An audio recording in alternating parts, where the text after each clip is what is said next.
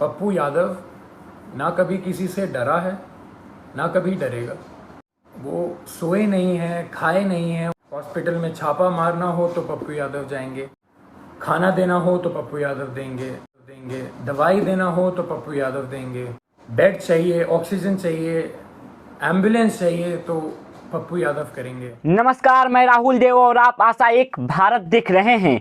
पप्पू यादव की गिरफ्तारी के बाद माहौल काफी गरमाया हुआ है। जी हां, एक तरफ जहां पप्पू यादव के समर्थक अपने क्षेत्रों में धरना प्रदर्शन कर रहे हैं, वहीं दूसरी ओर पप्पू यादव के परिवार वाले भी उनकी गिरफ्तारी को लेकर बहुत ज़्यादा परेशान हैं। उनके बेटे सार्थक रंजन भी अपनी पिता की गिरफ्तारी को लेकर विरोध कर रहे हैं। सार्थक रंजन ने कहा है कि पप्पू यादव ना कभी किसी से डरा है और ना ही डरेगा। साथ ही और कई सारे बातें कही है सार्थक रंजन ने। क्या कुछ कह रहे हैं सार्थक रंजन, सबसे पहले आप देखिए। प्रणाम, मैं सार्थक रंजन, पप्पू यादव जी का पुत्र, और मैं नहीं चाहता था कि हमारी मुलाकात ऐसे हो, पर जैसे पापा कहते हैं कि समय और परिस्थिति के सामने किसी का बस नहीं चलता है, तो प्रणाम स्वीकार करिए मेरा। और मैं कल जो हुआ उसके बारे में बात करना चाह रहा हूँ। कल दो घटनाएं हुई, एक जो बिल्कुल नहीं होनी चाहिए थी और दूसरी के बारे में सोच के सुकून मिलता है। कल हम सब ने मिलके एक व्यक्ति के ऊपर अन्याय जो हुआ है, हम सब ने मिलके ट्विटर पे हमने उस ट्रेंड को नंबर 1 कर दिया और काफ़ी घंटों तक रहा। मैंने भी ट्वीट किया घर पे अपने आराम से सोफे में बैठ के, उसे नंबर 1 ट्रेंड की दौड़ पे लगे रहे सोचा।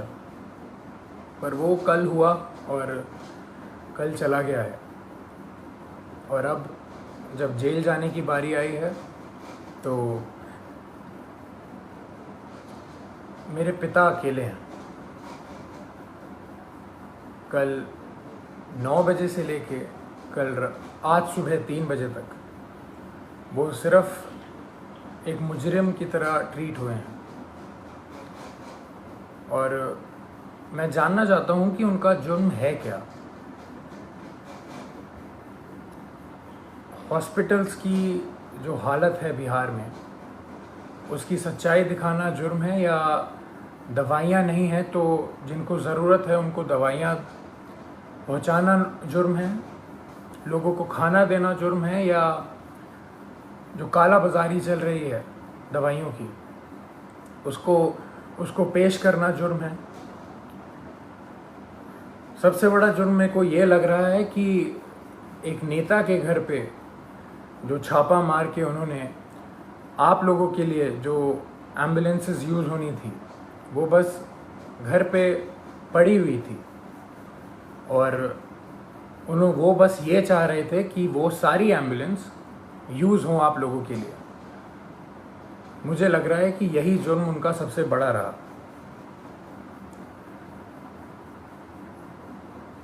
अपना परिवार छोड़ के उन्होंने बिहार के हर एक परिवार के लिए काम करना सही समझा।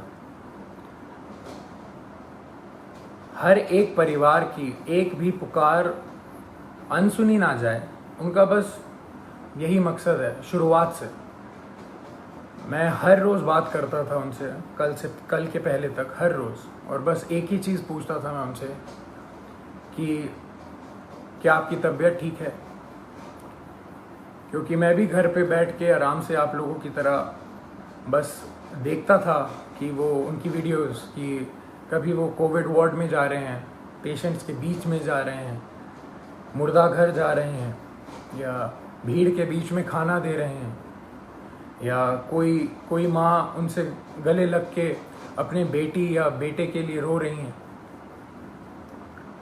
तो मुझे भी यही लगता था, या तो कभी किसी मुर्दा के साइड में खड़े हैं, मुर्दा घर जाके, तो वो देख के मेरे को बस यही लगता था कि दूसरी बॉडी मेरे पिता की भी हो सकती है इस महामारी के कारण। और हमेशा जब भी मैं उनसे पूछता था कि पापा मास्क पहन रहे हैं या आप सैनिटाइज कर रहे हैं या कुछ ध्यान रख रहे हैं, तो वो कहते थे कि मुझे कुछ नहीं हो सकता, क्योंकि मेरे साथ पूरा बिहार है, उनका स्नेह है, उनकी दुआ है। और वो आज अकेले बीरपुर में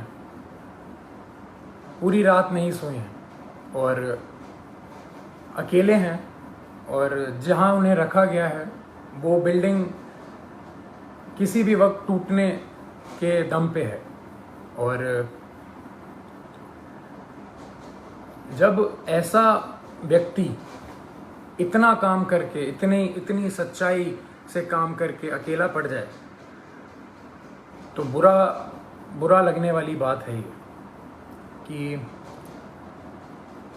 उन्होंने हर एक घर के लिए अपना घर छोड़ा है, अपने घर की जिम्मेदारियां छोड़ के आप सबके बीच रहने का संकल्प लिया, आप सबके लिए जीने के लिए संकल्प लिया। हमने कल बहुत साथ दिया उनका ट्विटर पे और किस पे नहीं, पर सिर्फ ट्विटर ही चीज़ नहीं रह गई है, सिर्फ नंबर 1 ट्रेंड होना ही नहीं रह गया है। जब ऐसा व्यक्ति अकेला पड़ जाए जो रात दिन सेवा करे लोगों की और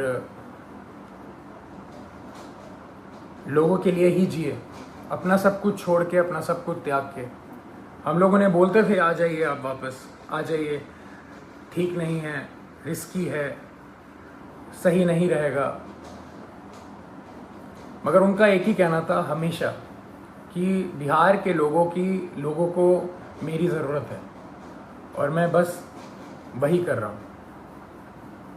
अपने बारे में, अपनी जान के बारे में बिल्कुल ना सोचते हुए वो बस आप लोगों के लिए काम रात दिन करते रहे।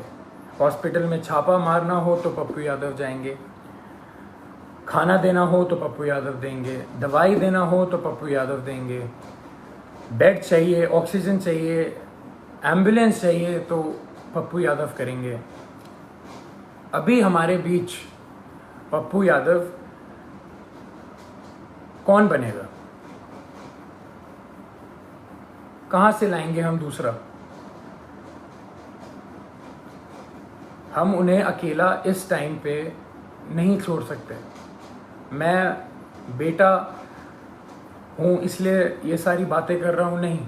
अगर मैं सिर्फ एक बेटे की तरह सोचता तो शायद मैं उनको ज़बरदस्ती बहुत पहले घर बुला चुका होता, पर मैं एक नागरिक की तरह सोचूं तो बहुत बुरा लग रहा है। जो आदमी रात दिन एक करके सिर्फ दूसरों के लिए जिए और उसके साथ ऐसा अन्याय हो, ये बिल्कुल मंजूर नहीं है, ना हम लोगों को मंजूर करना चाहिए। मैं पहली बार आया हूँ आप सबके सामने और ये बिल्कुल भी एक्सेप्ट करने वाली चीज़ नहीं है जो हुआ है मेरे पिता के साथ। कल से हुए जा रहा है और अभी भी हो रहा है। बाढ़ का पानी हो, बाढ़ के पानी में चलना हो, या इस महामारी के टाइम पे हॉस्पिटल जाना हो, या भीड़ में जाना हो, या मुर्दा घर जाना हो, तो सिर्फ पप्पू यादव ही जाएगा। और जेल जाना हो तो सिर्फ मेरे पिता पप्पू यादव ही जाएंगे। ऐसा क्यों? ऐसा मैं समझ नहीं रहा हूँ, ऐसा हो क्यों रहा है? ऐसा होता क्यों है? हमेशा एक आदमी जब दूसरों के लिए जिए जा रहा है 2400 घंटे, तो जब उसको ज़रूरत पड़ती है तो वो हमेशा अकेला कैसे पड़ जाता है? हमेशा उसकी आंखों में आंसू रहते हैं हर एक काम करने के बाद। हम अकेले पड़ जाते हैं, उसका पूरा परिवार अकेले पड़ जाता है। हम क्यों अकेले रह जाते हैं जब वो व्यक्ति रात दिन बस दूसरों के लिए जीता है? तो दूसरे क्यों नहीं खड़े हो सकते उसके लिए? क्यों नहीं आवाज़ निकाल सकते? क्यों नहीं हम अगर अगर एक पप्पू यादव बिहार के लिए इतना कर सकता है तो सोचिए 2 पप्पू यादव या 10 पप्पू यादव या 1 लाख पप्पू यादव कितना करेंगे। मैं कहूँगा मेरे पिता का नाम सिर्फ एक नाम नहीं है, वो सिर्फ एक व्यक्ति नहीं है, वो एक जुनून है।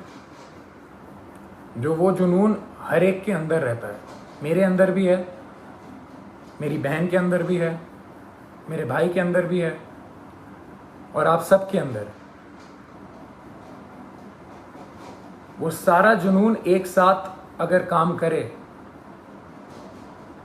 तो हमारा जो पहला पप्पू यादव है वो कभी अकेला नहीं पड़ेगा। मैं दिल से खुशगुजार हूँ आप सबका कि हम सब ने कल बहुत बहुत प्यार दिया, बहुत स्नेह दिया मेरे पिता को, पर अभी रुकने की बारी नहीं है। उनको अभी तक हरास किया जा रहा है। जैसे कल रात से वो सोए नहीं हैं, खाए नहीं हैं, उनको दवाइयाँ उनको दवाई खानी होती है, उनको शुगर है, उनका 1.25 महीने पहले ऑपरेशन हुआ है, राइट पैर की नसें उनकी वीक हैं तो खून सर्कुलेशन नहीं होता है उनके राइट पैर में अच्छे से। और किस जुर्म में ये सज़ा उनको दी जा रही है, मैं ये पूछना चाहता हूँ। और जिनकी वजह से हो रहा है वो बहुत अच्छे से जानते हैं कौन कौन है, और ये बिल्कुल ना समझें कि किसी को नहीं पता है कि किसकी वजह से हो रहा है ये और क्यों हो रहा है। यहाँ कोई बच्चा नहीं है और कोई डरा हुआ नहीं है। पप्पू यादव ना कभी किसी से डरा है, ना कभी डरेगा। जब ये जुनून हर एक के अंदर है और हर एक बंदा, हर एक माँ, हर एक बेटी, हर एक भाई जब उसके पीछे खड़ा रहेगा और उसको पूरा विश्वास है कि हर एक बिहार का व्यक्ति उनके साथ है, वो कल साबित हुआ है। मैं बस ये कह रहा हूँ कि वो सिर्फ कल पे ही सीमित नहीं होना चाहिए, ये मुहिम चलती रहनी चाहिए। यही मेरे पिता का सबसे बड़ी जीत है। उनको पद से कोई लेना देना नहीं है। उनकी सबसे बड़ी जीत ही इसमें है कि उनके साथ सारे सच्चे लोग खड़े रहें, पूरा बिहार खड़े रहे, बिहार खुश रहे। उनकी सबसे बड़ी जीत यही है। तो जब हम सब में ये जुनून है तो हम सब मिलके इस मुहिम को, इस भ्रष्टाचार के खिलाफ जो हमने मुहिम छेड़ी है, जो ये भ्रष्टाचार मेरे पिता के खिलाफ हो रहा है, जिस जुर्म में जो कोई नहीं बता सकता, जो कोई बता ही नहीं सकता कि जुर्म है क्या, मैं चाहूँगा हम सब एक साथ मिलके इस भ्रष्टाचार के खिलाफ जो मुहिम मेरे पिता ने छेड़ी है, लाखों की कतार में हम एक सब मिलके इसके खिलाफ आवाज़ उठाएं और मेरे पिता को जो जीत हमेशा देखी है उन्होंने बिहार के लिए, वो रास्ता, वो राह, वो पथ पे हम सबको चलते रहना है। इसी में उनकी सबसे बड़ी खुशी और सबसे बड़ी जीत है। मैं बहुत खुश नसीब महसूस करता हूँ कि मैं अभी यहाँ बैठ के आपके सामने ये सब बोल पा रहा हूँ। ये मेरे पिता का संघर्ष ही है जो इतना प्रेम उन्हें मिलता है, और उनके नाम की वजह से मैं यहाँ पे बैठा हूँ तो आप सबके बीच में मेरी आवाज़ जा पा रही है। उनके संघर्ष को हम सबको मिलके उसकी आग को उठा के ही रखना है, बुझने नहीं देना है। प्रणाम। तो आपने सुना पप्पू यादव के पुत्र सार्थक रंजन ने क्या कहा है। उन्होंने चिंता जाहिर की है पप्पू यादव को लेकर। उन्होंने कहा है कि वो खाए नहीं हैं, साथ ही कहा है कि अगर हॉस्पिटल में छापा मारना है, खाना खिलाना है, लोगों को बेड की व्यवस्था करना है, दवाई देना है, ऑक्सीजन देना है, एम्बुलेंस की व्यवस्था करना है, तो पप्पू यादव जाएंगे। और एक बहुत बड़ा सवाल कर दिया है। अगर जवाब आपके पास थोड़ा बहुत भी आता हो तो कमेंट बॉक्स में ज़रूर दीजिएगा। उन्होंने कहा है कि अब हमारे बीच पप्पू यादव दूसरा कौन बनेगा, लोगों को मदद करने के लिए दूसरा पप्पू यादव कौन बनेगा। अगर ये वीडियो यूट्यूब पर देख रहे हैं तो हमारे चैनल को सब्सक्राइब करें, अगर फेसबुक पर देख रहे हैं तो हमारे पेज को लाइक और फॉलो करें। धन्यवाद।